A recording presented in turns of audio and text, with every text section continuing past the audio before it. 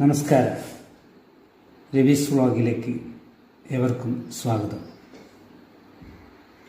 MACT കോടതി എന്ന് പറഞ്ഞാൽ നാം കേട്ടിട്ടുണ്ടാകും പലരും. Motor accident claim tribunal. ഇൻഷുറൻസുമായി ബന്ധപ്പെട്ട കേസുകൾ ഫയൽ ചെയ്യുന്ന സ്ഥലമാണ് MACT കോടതികൾ. അവിടെ വരുന്ന ഭൂരിഭാഗം കേസുകളിലും ഇൻഷുറൻസ് കമ്പനിയാണ് വാഹനമിടിച്ച് പരിക്കേറ്റ വ്യക്തികൾക്ക് നഷ്ടപരിഹാര തുക കൊടുക്കുന്നത്. എന്നാൽ വിഭിന്നമായിക്കൊണ്ട് വ്യത്യസ്തമായ രീതിയിലും RC ഓണർ നഷ്ടപരിഹാര തുക കൊടുക്കേണ്ടി വരുന്ന സന്ദർഭങ്ങളും ഉണ്ടായിട്ടുണ്ട്. അത്തരം സന്ദർഭങ്ങൾ ഉണ്ടാകുന്ന പ്രധാനപ്പെട്ട 1-2 പോയിന്റുകളാണ് ഞാനിവിടെ സൂചിപ്പിക്കുവാൻ ആഗ്രഹിക്കുന്നത്.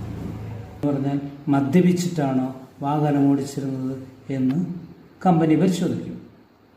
മറ്റൊന്ന്, ആ വ്യക്തിക്ക് വാഹനം അപകടത്തിൽപ്പെടുന്ന സമയത്ത് ലൈസൻസ് ഉണ്ടായിരുന്നോ എന്നുകൂടി കോടതി പരിശോധിക്കും.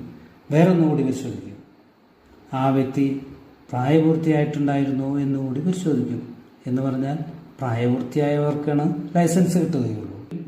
ഇൻഷുറൻസ് കമ്പനി പറയും, ഞങ്ങളല്ല ഈ നഷ്ടപരിഹാര തുക കൊടുക്കേണ്ടുന്നത്, ആ നഷ്ടപരിഹാര തുക കൊടുക്കേണ്ടുന്നത് RC ഓണറാണ്.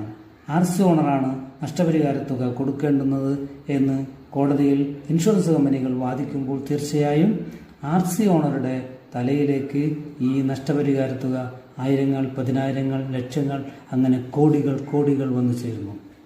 ഇന്ന് നമുക്കറിയാം, ഈ പൊതുമണ്ഡലത്തിൽ സമൂഹത്തിൽ നിറഞ്ഞു നിൽക്കുന്ന ഒരു കണക്കുകളുണ്ട്. ദുരന്ത നിവാരണവുമായി ബന്ധപ്പെട്ട് കളക്ട് ചെയ്ത തുക ഒരു സംഘടന 20 കോടി പിരിക്കുമ്പോൾ മറ്റൊരു സംഘടന 45 കോടി പിരിക്കുന്നു, വേറൊരു സംഘടന 5.25 കോടി സംഭരിക്കുന്നു. അങ്ങനെ സംഭരിച്ച തുകകളൊന്നും അവർക്ക് വീട് വെച്ച് കൊടുക്കുവാനോ അല്ലെങ്കിൽ അവർക്ക് നഷ്ടപരിഹാര തുക കൈകളിലേക്ക് എത്തിക്കുവാനോ കഴിയാതെ പൊതുമണ്ഡലത്തിലാകെ കോടികളുടെ കണക്കുകൾ മാത്രം നിറഞ്ഞു നിൽക്കുന്ന ഒരു അവസ്ഥയിലാണ്. അയ്യപ്പ പണിക്കരുടെ ഒരു കവിതയിൽ പറയുന്നത് പോലെ, കാടയുടെ മക്കളെ, മേടവിട മക്കളെ, കാട്ടുപൂഞ്ചോലയുടെ കുളിരവിട മക്കളെ. കോടതിയിൽ തീർച്ചയായും RC ഓണർ തുക കെട്ടിവെച്ച് നഷ്ടപരിഹാരം കൊടുത്തേ തീരൂ. അല്ലെങ്കിൽ തുകയില്ലെങ്കിൽ പകരം അവരുടെ വസ്തുവകൾ, അവരുടെ വാഹനങ്ങൾ, അവർക്ക് എന്തെല്ലാം സ്ഥാവര ജംഗമ സ്വത്തുക്കളുണ്ടോ അതെല്ലാം തന്നെ കോടതി കണ്ടുകെട്ടിക്കൊണ്ട് RC ഓണറിൽ നിന്നും തുക ഈടാക്കി നഷ്ടപരിഹാര തുക പരിക്കേറ്റ വ്യക്തിക്കോ മരണം സംഭവിച്ച കുടുംബത്തിനോ അവർക്കാർക്കാണോ കൊടുക്കേണ്ടത് ആ തുക കൈമാറ്റം